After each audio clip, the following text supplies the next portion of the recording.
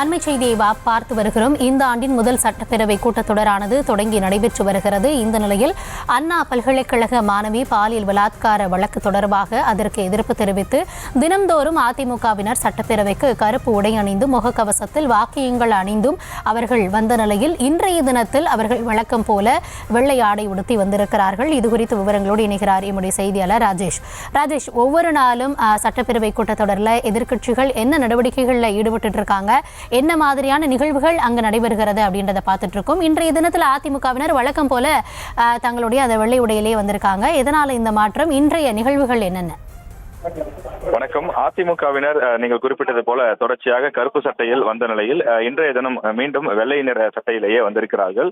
அதற்கான அந்த காரணம், கருப்பு நிற சட்டையிலே வந்தால் அவர்கள் தொடர்ச்சியாக அந்த நேரலைகளிலே காட்டப்படுவதில்லை, நேரலைகளிலே புறக்கணிக்கப்படுகிறார்கள் என்ற காரணத்தினால் அவர்கள் வெள்ளை நிற சட்டையில் வந்திருப்பதாக தெரிவிக்கிறார்கள். அது மட்டும் இல்லாமல் தங்கள் தொகுதியிலிருந்து சட்டமன்ற தொகுதி மக்கள் அவர்கள் போன் செய்து கேட்பதாகவும், நீங்கள் சட்டமன்றத்திற்கு சென்றீர்களா இல்லையா என்ற ஒரு சந்தேகம் இருக்கிறது, எங்களுடைய தொகுதி பிரச்சனைகளை பேசுங்கள் என்றெல்லாம் கேட்கிறார்கள். எனவே எங்களையும் நேரலையில் காட்டுங்கள், நாங்கள் வைக்கக்கூடிய கோரிக்கைகளை மக்களுக்கு வெளிப்படுத்துங்கள் என்றெல்லாம் நேற்று சட்டமன்ற உறுப்பினர்கள் பேசியிருந்தார்கள்.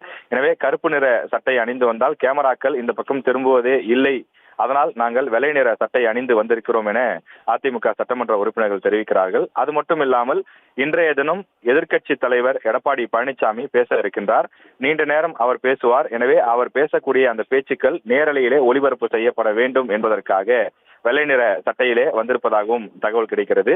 அதே நேரத்தில் அவர்கள் சட்டையில் போட்டிருந்த அந்த யார் அந்த சார் என்ற அந்த பேட்ஜ் இன்னும் அப்படியே தான் இருக்கிறது. முதல் நாள் வரும்போது சட்டையிலே அந்த பேட்ஜ் அணிந்திருந்தார்கள். அண்ணா பல்கலைக்கழக மாணவிக்கு உரிய நீதி வழங்க வேண்டும், இந்த வழக்கில் சம்பந்தப்பட்ட அனைத்து குற்றவாளிகளும் தப்பிக்க விடப்படாமல் அவர்கள் கைது செய்ய வேண்டும் என்பது அதிமுகவினருடைய கோரிக்கையாக இருக்கிறது.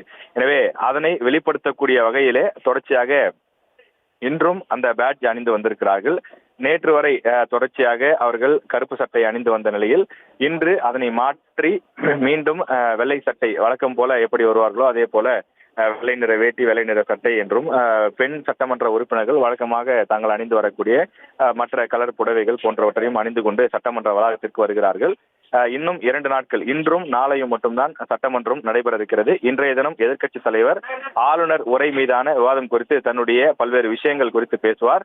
அதனைத் தொடர்ந்து நாளை முதலமைச்சர் இதற்கெல்லாம் விரிவாக பதிலளிக்க உள்ளார்.